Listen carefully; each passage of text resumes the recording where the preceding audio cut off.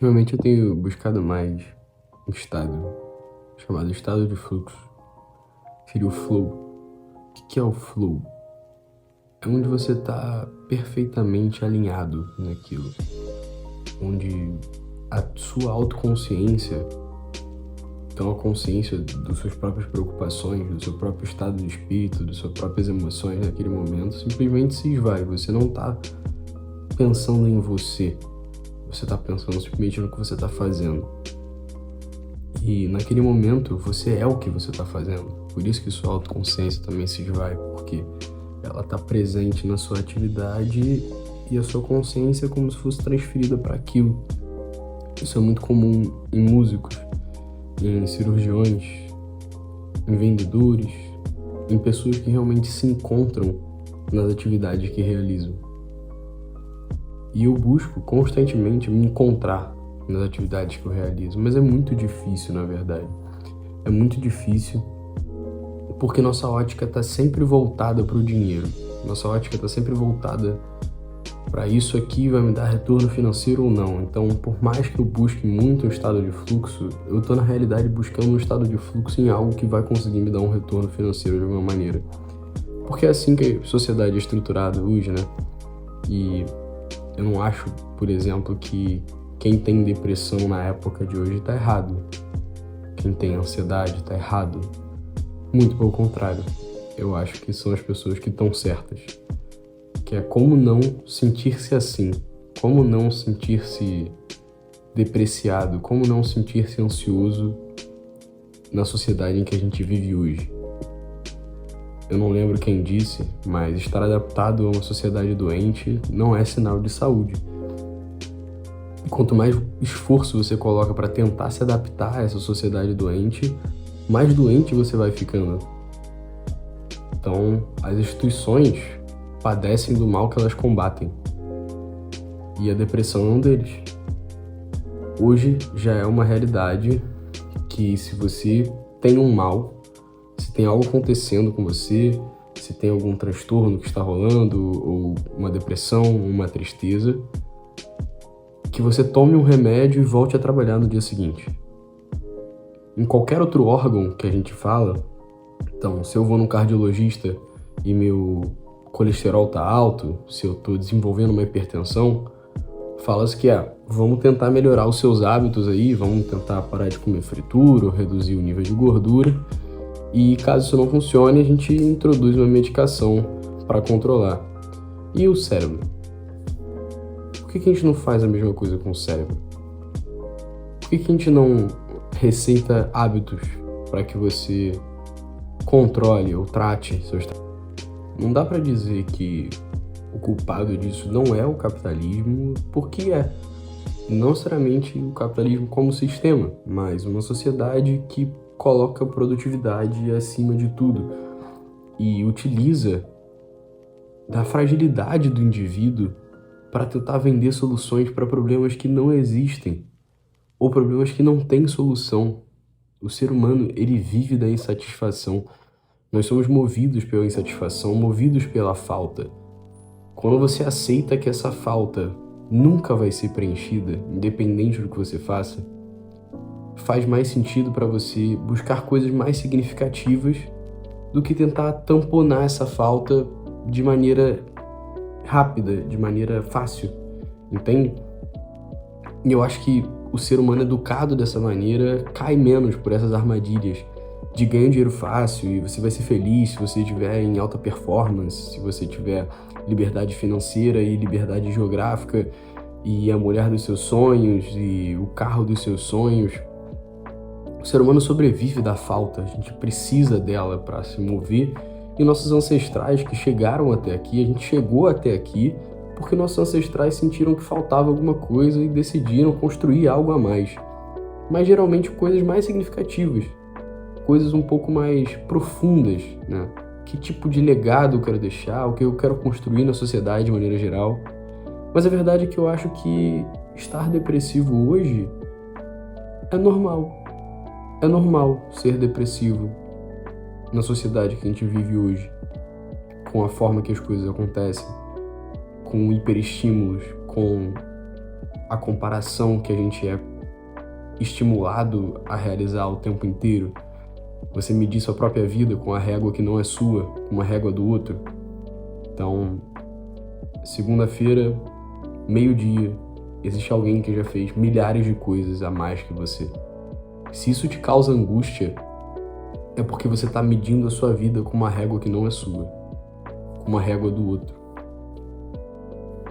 Isso é poderoso de você pensar, porque, de fato, você tem uma existência tão singular a ponto de suas experiências e de quem você é, que é injusto com você mesmo se comparar com o outro.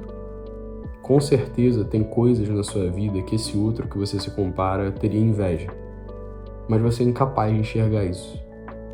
O que você faz de comparar-se com o outro é maldade, consigo mesmo. Isso fere estéticas da vida. Eu acredito em 3 estéticas da vida.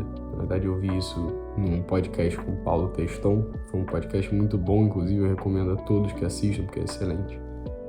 E a primeira seria: conhece a ti mesmo. Você sabe de muitas coisas sobre você, mas muitas você não sabe que você sabe. E parte da vida é aprender o que você sabe, é entender o que você sabe, fazer sentido daquilo. Porque muito disso está no seu inconsciente. Enquanto ele está no seu inconsciente, ele vai se manifestar de maneira inconsciente. E você não vai ter poder sobre essa informação e nem vai ter essa informação para poder fazer alguma coisa com ela. Entende? Então parte da vida é exatamente isso. É você se dar conta do que você já sabe. E o autoconhecimento é isso. E também é um processo de uma vida inteira. Também é um processo que nunca acaba. Você vai estar sempre se transformando, porque o homem é o navio de Teseu. Para quem não conhece, navio de Teseu, eu não sei se é um paradoxo, eu não sei se é um teorema, eu não sei exatamente o que é, mas eu vou tentar explicar. O navio de Teseu, imagina um navio, né? No caso, o navio de Teseu. E ao longo do tempo, várias partes desse navio são danificadas e são trocadas. Então, danificou o mastro, troca o mastro, danificou o timão, troca o timão. Até que, em certo ponto, todas as peças do navio já foram trocadas, só que ao longo de um tempo. Eles não foram trocadas todas de uma vez. Ao longo do tempo, todas as peças já foram trocadas. E aí, continua sendo o navio de Teseu ou não é mais o navio de Teseu? A verdade é que o homem é isso. O homem é o navio de Teseu. A questão da identidade, de ser a mesma pessoa, mesmo que tudo tenha mudado, mesmo que você não seja mais a mesma pessoa, ainda é você. Então o homem é sempre um projeto inacabado. E a vida é isso. É engajar no seu projeto que você sabe que não vai acabar, mesmo com o fim da sua vida, porque todos nós estamos andando em direção à morte. E a única certeza que a gente tem, que muitas vezes para mim é um certo alívio, pensar que a experiência acaba em algum momento. Porque eu deixaria para fazer algo hoje ao invés de amanhã, se eu fosse imortal, se eu tivesse um tempo infinito para fazer tudo?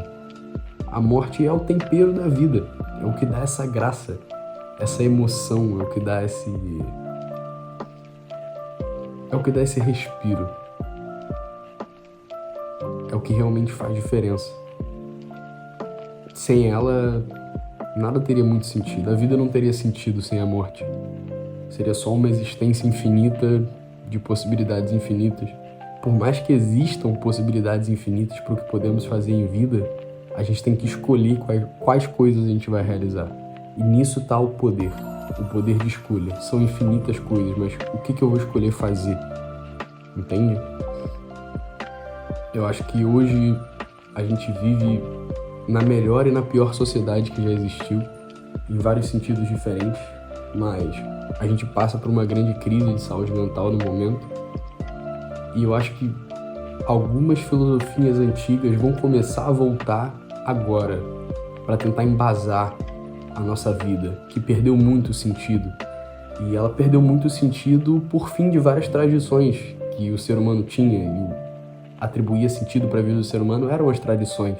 Então o casamento era uma tradição humana que atribuía sentido para a vida, e a gente rompeu muito com essas tradições. A gente está num período muito relativista. Eu acho que é agora que a moral do ser humano, a ética do ser humano interior começa a aparecer novamente e algumas filosofias do passado voltam para tentar embasar uma vida que tinha perdido o sentido. O estoicismo é uma delas, né? A gente vê muito Nietzsche aparecendo também.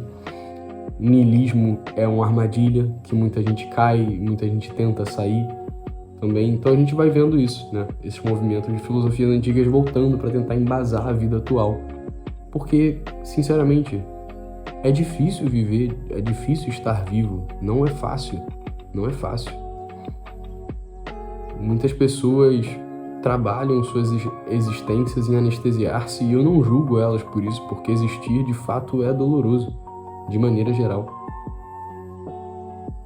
Ainda mais hoje, ainda mais na sociedade que a gente vive hoje, onde as coisas são muito mais complexas do que já foram em outros períodos.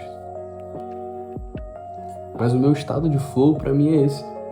É tentar trazer reflexões, principalmente das coisas que eu vi, que eu ouvi, tentar articular isso num tempo menor, para que você possa digerir isso e isso provoque algum tipo de reflexão na sua vida. Provoque algum tipo de mudança. Muitas vezes eu tô aqui falando de um problema que eu enfrento todos os dias.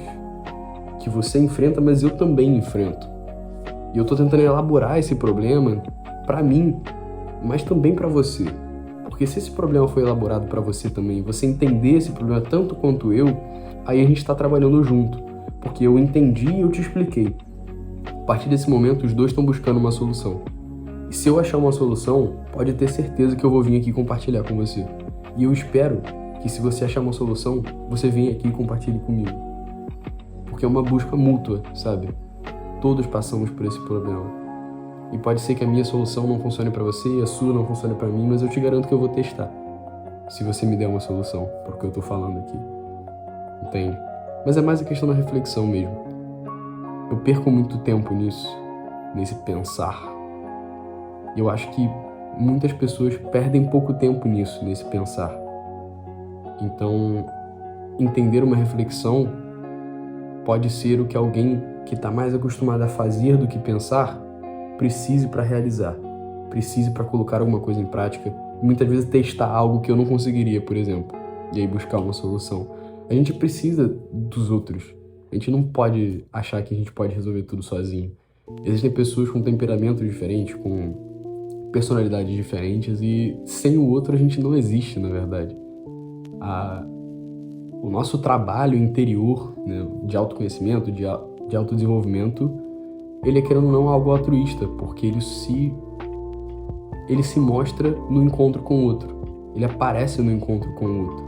Então, querendo ou não, o autodesenvolvimento é pro outro. E ele só se revela realmente no encontro com esse outro.